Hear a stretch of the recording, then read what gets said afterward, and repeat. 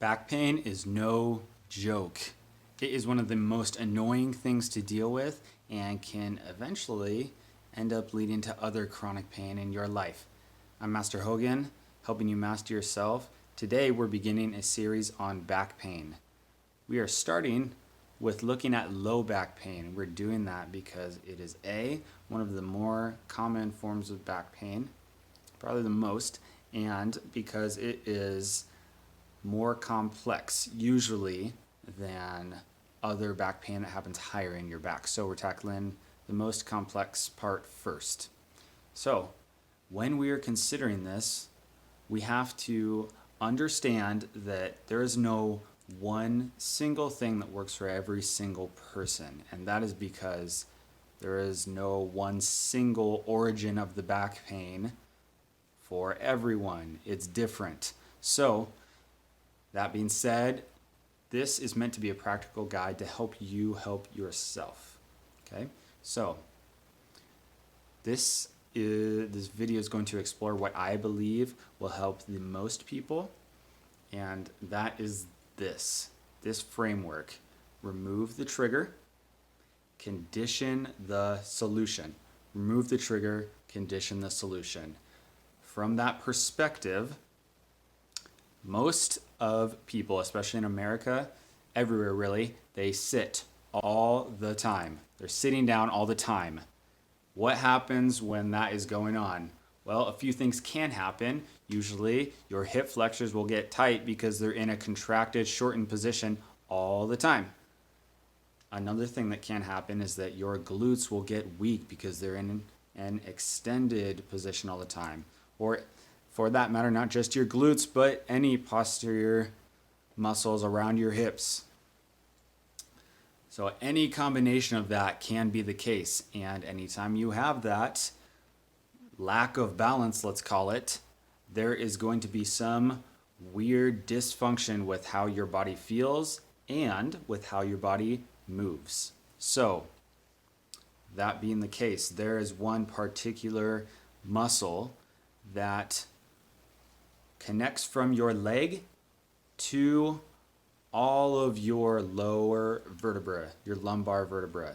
It is called the psoas muscle. And why am I mentioning this? It's important because the implications of it connecting in multiple places like that, and especially crossing your hip, can have plenty of implications for low back pain. In fact, many people that don't know about this or that target, let's call it mobility or restructuring the movement, functional movement in some way for this muscle, will have relief from their low back pain.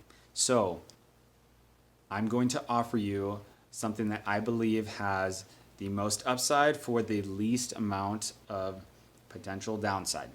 Okay? And it is this: just moving your hip joints and engaging all of your hip flexors, of which the psoas is one. So how are we going to do this? Well, it is I think, pretty simple, basic stretch, and I'm going to give you two different variations of it. I don't know if it has a specific name, but it is just kind of like a lunging hip thrust kind of stretch. I'm sure you've done it before. So the more easy version, I would say, is it looks like this. You will take a knee on the ground, doesn't matter, because you'll have to do it for both sides. To do it equally for both sides of your hip, take a knee, and the knee that is on the ground, that leg should be making a relatively straight line with your torso. Okay? From there, that hip of which the leg is straight, you are going to push that hip forward and contract your glutes. You should feel a stretch in the front of your hip and all of your hip flexors. If you need this to be a little bit more intense, then you can push your hip forward even more and to stabilize the other side of your hips so as to sort of like isolate the side that you're stretching.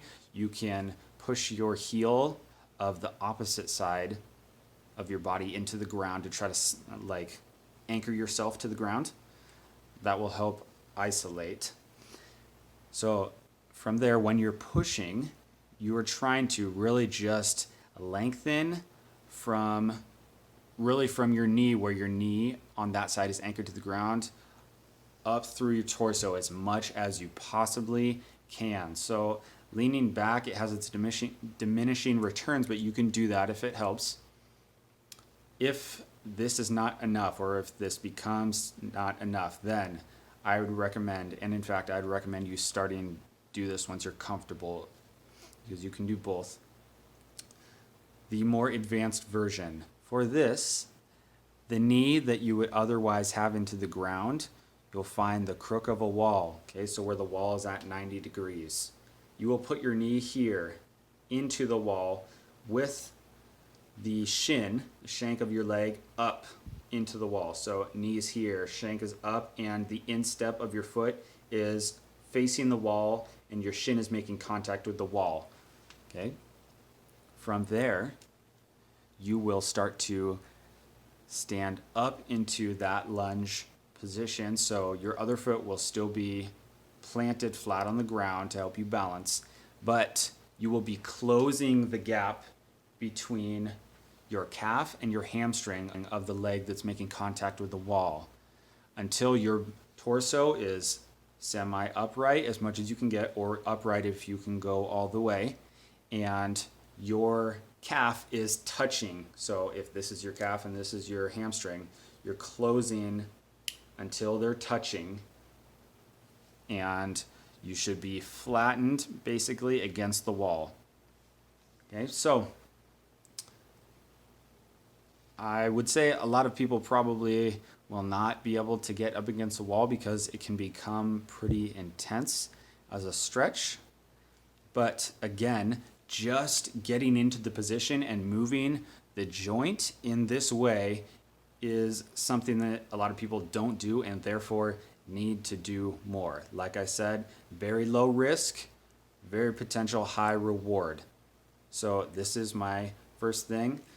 If you really want to perform this but can't get into it that way, or say, I don't know, maybe having your knee on the ground in that way is like too incredibly uncomfortable for you, you can perform this in a slightly varied way on a bed. So because the floor of the bed is much higher, if floor is here and bed's here, you can put your knee, so like the part of your quad of the leg that would otherwise be contacting the wall, onto the bed. Bring your foot back toward your butt, so it's kind of like the back leg of the stride of your run. So that close of the angle between the back of your knee is still happening. And then you can start to push with the leg that is contacting the ground. Push your torso up and try to sit up. So that lengthening and extension of your hip will still happen. You should still feel the stretch in all of your hip flexors, especially your quads. And you now have a varied version of this that might make it able for you to do it where you otherwise could not. So please remember to do this for both sides.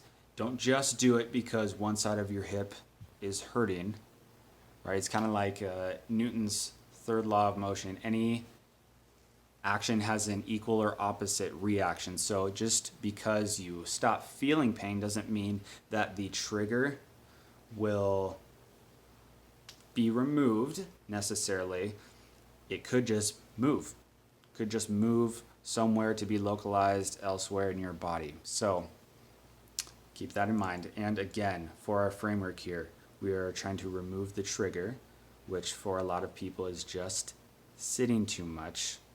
And we're trying to condition the solution, which in this case could be just doing this stretch multiple times a day, once a day, whatever you find out that works best for you, that helps you find relief. Okay? And we will explore more complex and other potential benefits that you can use in coming weeks of this series. So please again remember, this is very low risk and high reward, of course, so it should help you to feel relief, but it should not hurt in a negative, detrimental kind of way. Now, don't mistake that for the discomfort of stretching, and if you're not sure what the distinction is there, I invite you to just stretch more so that you gain some experience with feeling that.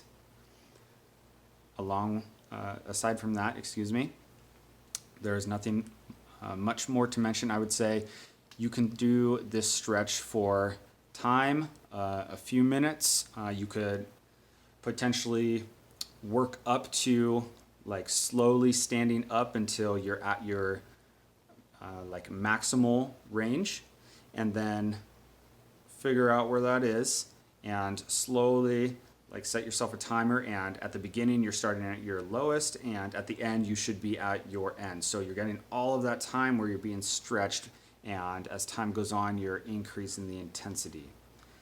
So that's another potential way that you could program this. All right, if you have any questions, let me know. Again, I'm Master Hogan, helping you master yourself.